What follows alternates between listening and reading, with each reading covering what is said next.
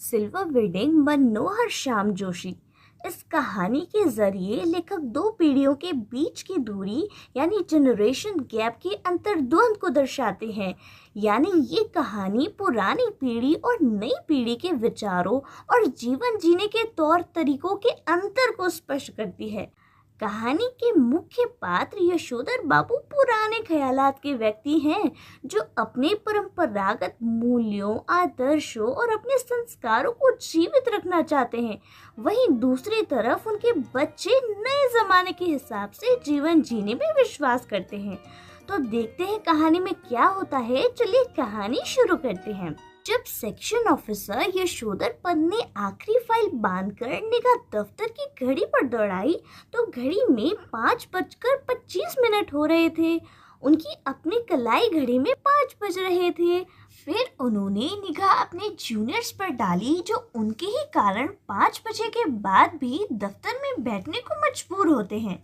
छुट्टी के टाइम चलते चलते यशोधर बाबू अपने जूनियर से ही हंसी मजाक की बातें करते जिससे कि दिन भर के खुश्क माहौल को तरोताजा बना सके। ये परंपरा उन्होंने अपने आदर्श किशनदास से सीखी थी। आज भी यशोधर बाबू मजाक करते हुए बोले कि आप लोगों की देखा देखी इस सेक्शन की घड़ी भी सुस्त हो गई है। सीधे असिस्टेंट ग्रेड में आए नए छोकरे चड्डा ने काफी बदतमीजी से पंत जी से बोला, बड़े बाऊ, आपकी अपनी चूनेदानी का क्या हाल है? वक्त तो सही बताती है ना? पंत जी ने चड्डा की इस बदतमीजी को अनदेखा किया और कहा, मिनट टू मिनट करेक्ट चलती है। अब चड्डा ने कुछ और बदतमीजी दिखाई और पंत जी की कलाई थाम ली। इस तरह की बदतमीजी का विरोध करना यशोधर बाबू ने छोड़ दिया था।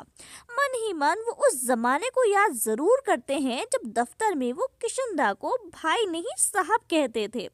घड़ी की ओर देखकर वो चड्डा बोला, बाबा आदम के ज़माने की है बड़े बाऊ यह तो। अब तो डिजिटल घड़ी ले लो, जापानी, जो कि सस्ती मिल जाती है।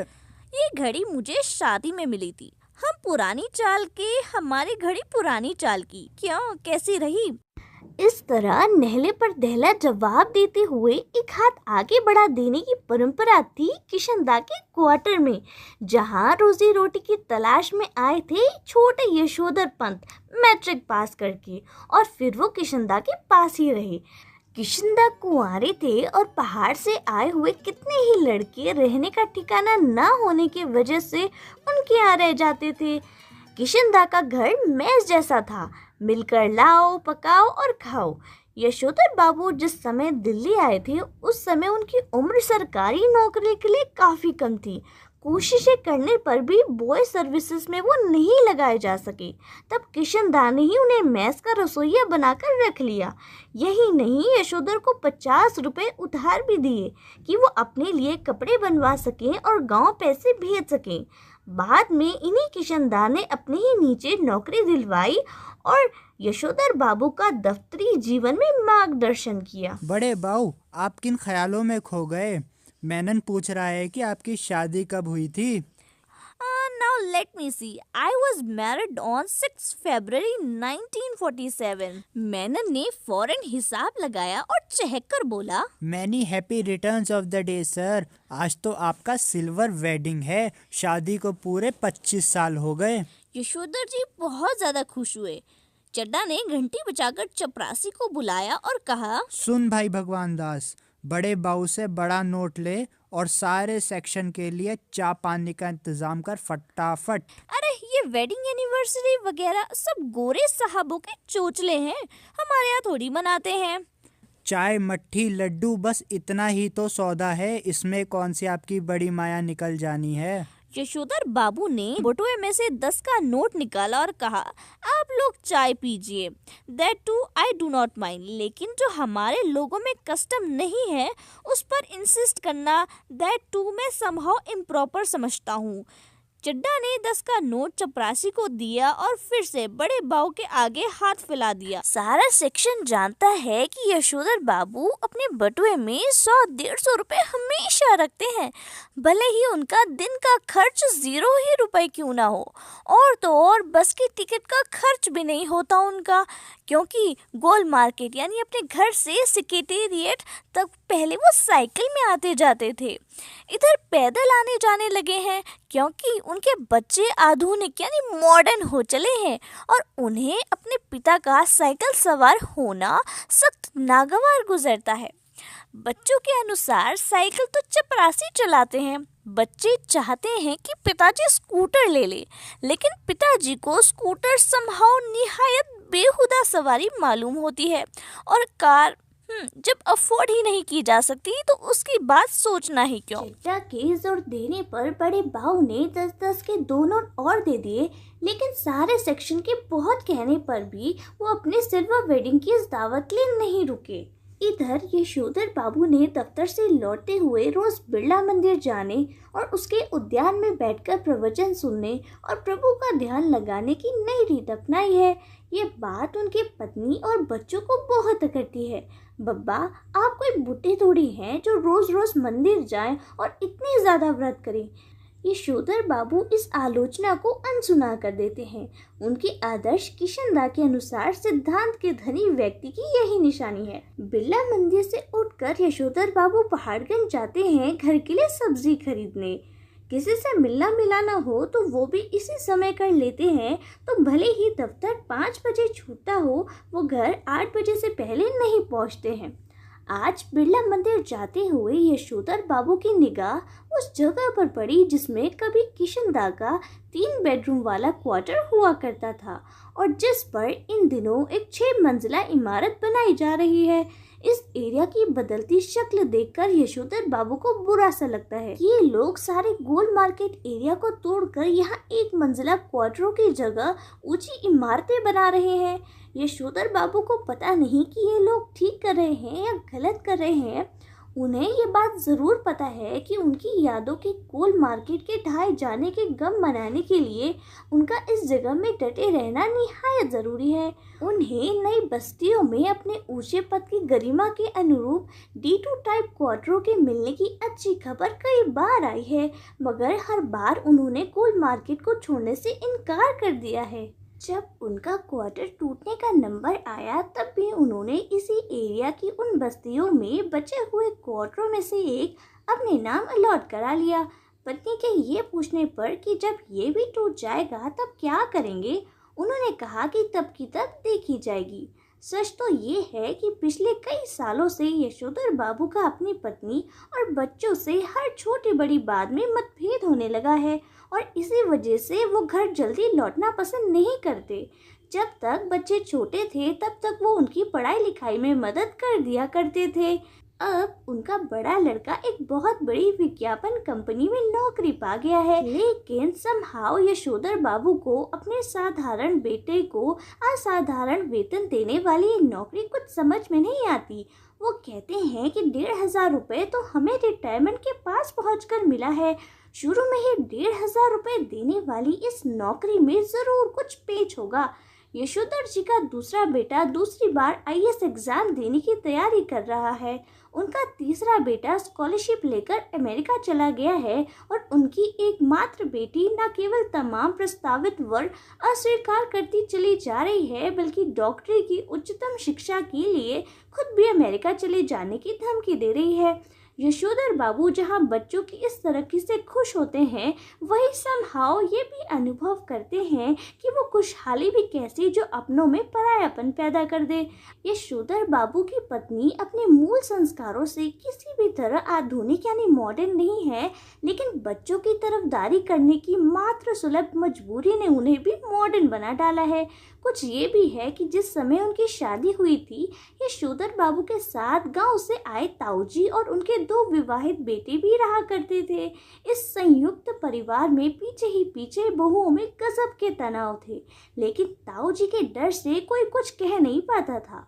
यशोधर बाबू की पत्नी को शिकायत है कि संयुक्त परिवार वाले उस दौर में पति ने हमारा पक्ष कभी नहीं लिया, बस जेठानियों की चलने दी। उनका यह भी कहना है कि मुझे आचार व्यवहार में ऐसे बंधनों में रखा गया मानो मैं जवान औरत नहीं बुढ़िया थी। जितने भी नियम इनकी बुढ़िया ताई के लिए थे वो सब मुझ पर लागू करवाए गए, ऐसा कहती है घरवाली बच्चों से। बच्चे उससे सहानुभूति व्यक्त करते हैं, फिर भी वो यशोधर जी से उन्मुख होकर कहती हैं कि तुम्हारे ये बाबा आदम के ज़माने की बातें मेरे बच्चे नहीं मानते तो इनमें उनका कोई कसूर नहीं। मैं भी इन बातों को उस हद तक मानूंगी जिस हद तक सुविधा हो।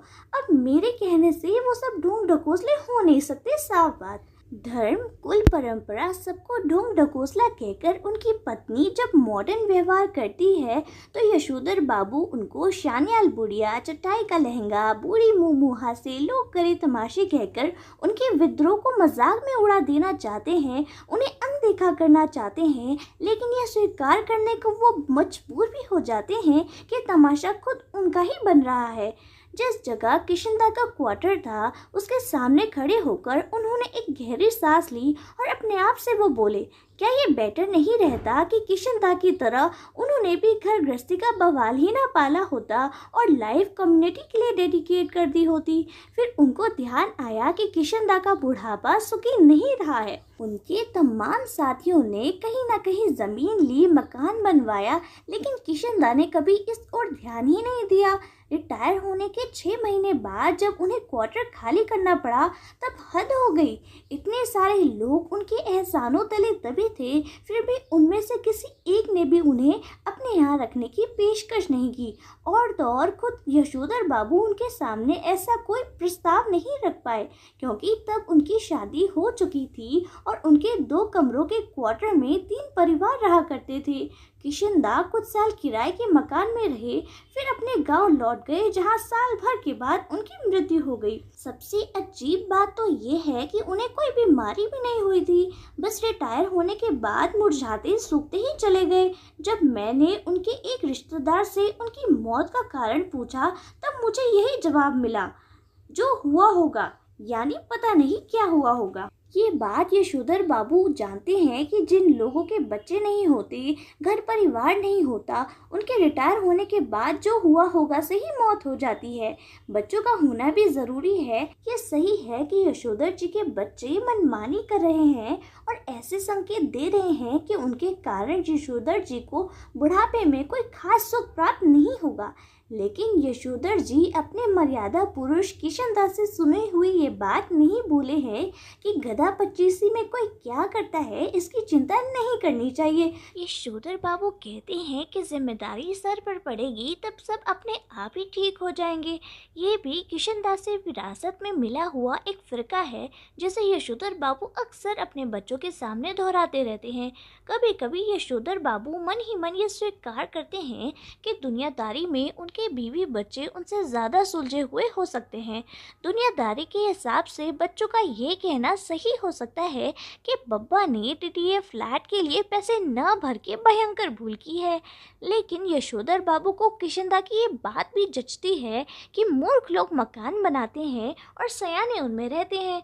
जब तक सरकारी नौकरी है तब तक सरकारी क्वार्टर, रिटायर होने पर गांव का पुश्तैनी घर। लेकिन उनके बच्चे यशोधर बाबू की इस बात पर तर्क देते हुए कहते हैं, गांव का पुश्तैनी घर टूट फूट चुका है और उस पर इतने लोगों का हक है। वहां जाकर बसना, मरम्मत की जिम्मेदारी लेना और बेकार के झगड़े मोल लेने होंगे। बच्चे जब ये बात करते हैं तो यशोधर बाबू को कोई जवाब देते नहीं बनता।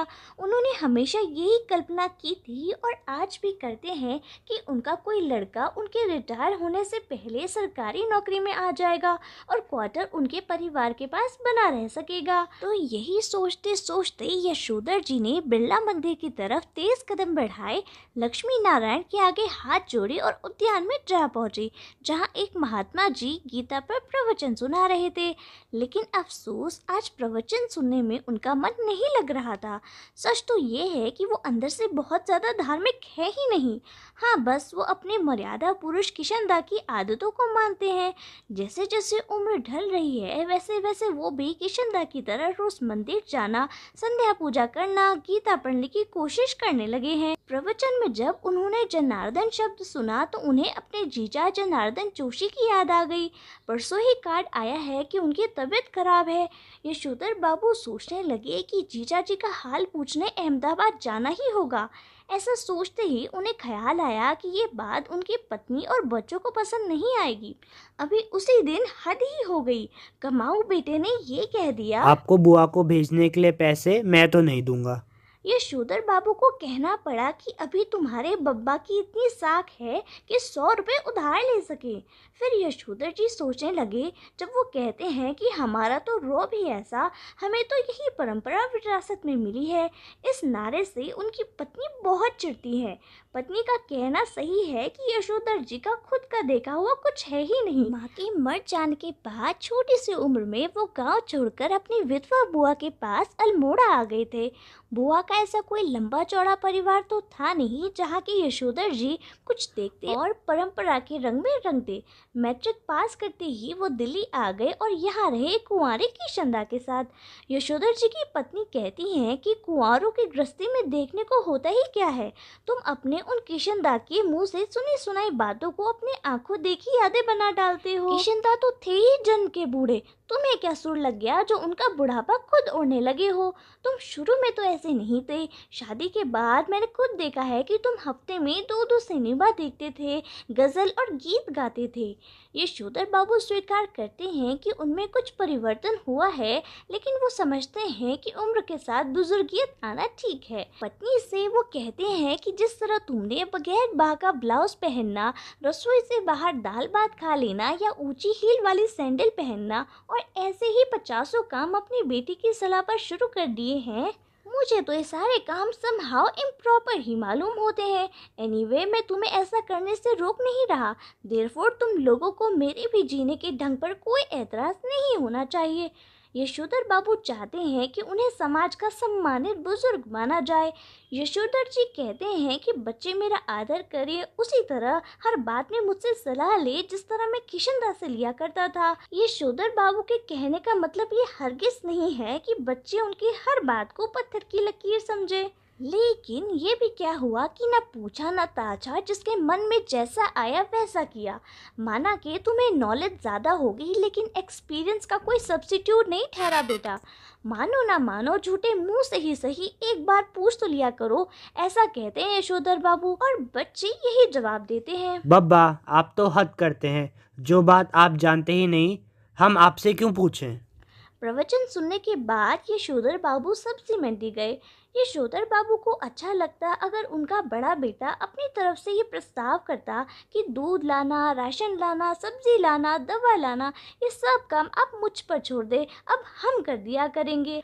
यशोधर बाबू ने एक आध बार अपने बेटों से सामान लाने को कहा तो वो एक दूसरे से कहने लगे, तू लेकर आ, तू क्यों नहीं करता?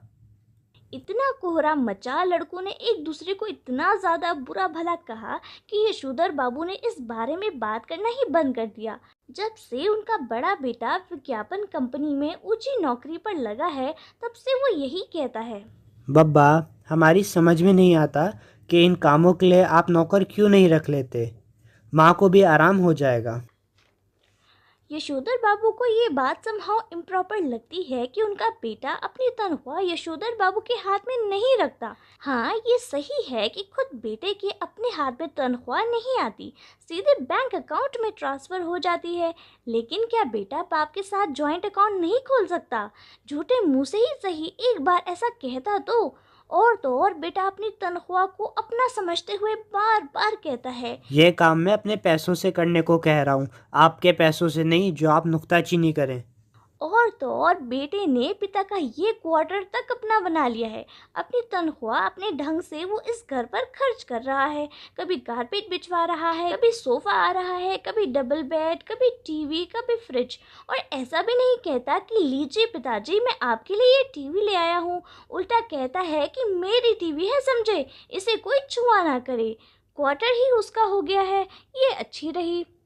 सब्जी का झोला लेकर यशोधर बाबू खुदी हुई सड़कें और टूटे हुए क्वार्टरों के मलबे से पटे हुए लेनों को पार करके उस कोने में पहुंचे जिसमें 3 क्वार्टर अब भी साबुत खड़े हुए हैं। उनमें से एक क्वार्टर के बाहर बदरंगी तख्ती में उनका नाम लिखा है वाईडी पंत। इस क्वार्टर के पास पहुंचकर आज यशोधर जी को पहले धोखा हुआ कि किसी गलत जगह आ गए हैं। क्वार्टर के बाहर एक कार थी, कुछ स्कूटर और मोटरसाइकिल थे। बाहर बरामदे में गुब्बारे लटके हुए थे और रंग बिरंगी रोशनियां जली हुई थी और बहुत सारे लोग विदा ले रहे थे। फिर उन्हें अपना बड़ा बेटा भूषण पहचान में आया, जिससे कार में बैठे हुए कोई साहब हाथ मिला रहे थे और कह रहे थे give my warm regards to your father. Yashodhar Babu ठिठक गए। उन्होंने अपने आप से पूछा, क्यों आज मेरे क्वार्टर में ये क्या हो रहा है? अब यशोधर बाबू का ध्यान इस ओर गया कि उनकी पत्नी और बेटी भी कुछ मेम साहबों को विदा करते हुए बरामदे में खड़ी है। लड़की जीन्स और बगैर बाका टॉप पहने हैं। यशोधर बाबू उससे कई बार कह चुके हैं कि तुम्हारी ये पतलून और सैंडो बनियान वाली ड्रेस मुझे तो समहाउ इम्प्रॉपर मालूम होती है, लेकिन बेटी भी इतनी जिद्दी है कि इसे ही पहनती है और पत्नी भी उसकी तरफदारी करती है। आधुनिक किस्म के अजनबी लोगों की भीड़ देखकर यशोधर बाबू अंधेरे में ही दुबके रहे।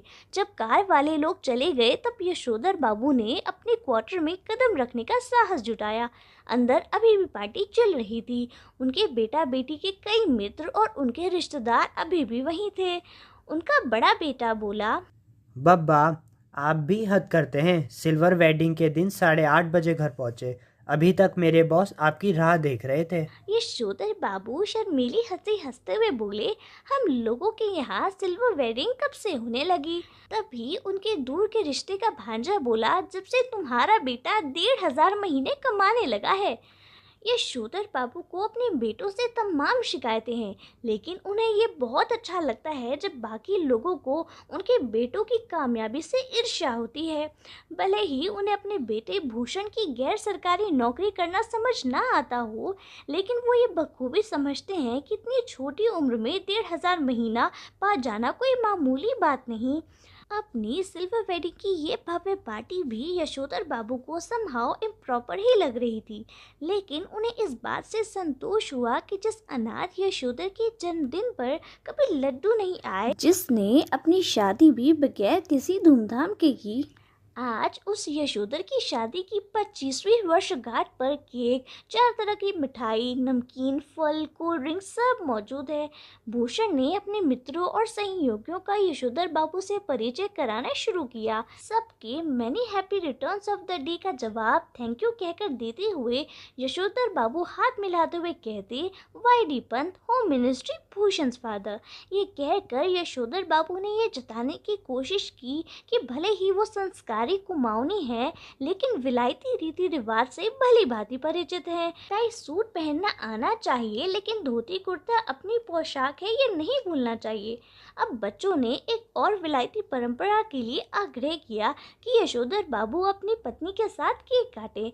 घरवाली पहले थोड़ा सा शर्माई, लेकिन जब बेटी ने हाथ खींचा तब वो केक के पीछे जाकर खड़ी हो गई और वहां से पति को भी पुकारने लगी। यशोधर बाबू को केक काटना बचकानी बात मालूम होती है।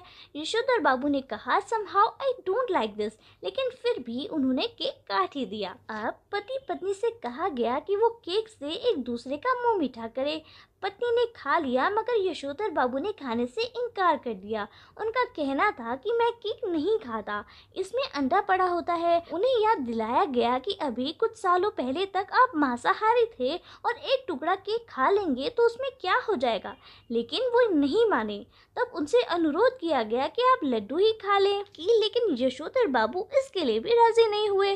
उनका कहना था कि मैंने अब तक संध्या नहीं की है। तो भूषण झुंझलाकर बोला, तो बब्बा पहले जाकर संध्या कीजिए, आपकी वजह से हम लोग कब तक रुके रहेंगे भला?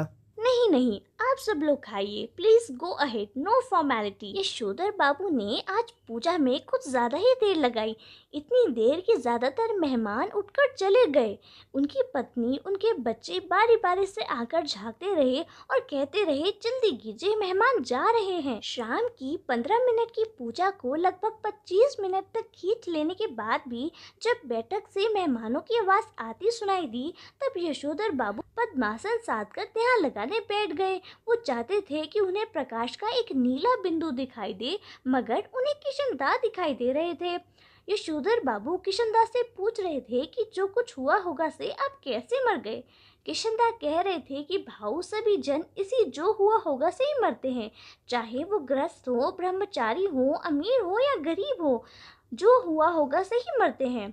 शुरू में और आखिर में सब अकेले ही होते हैं, अपना कोई नहीं ठहरा दुनिया में। यशोधर बाबू किशनदा से अकेलेपन के बारे में बहस करना चाहते थे।